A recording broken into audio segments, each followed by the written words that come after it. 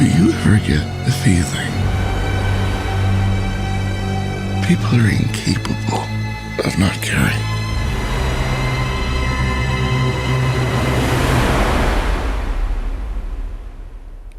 People are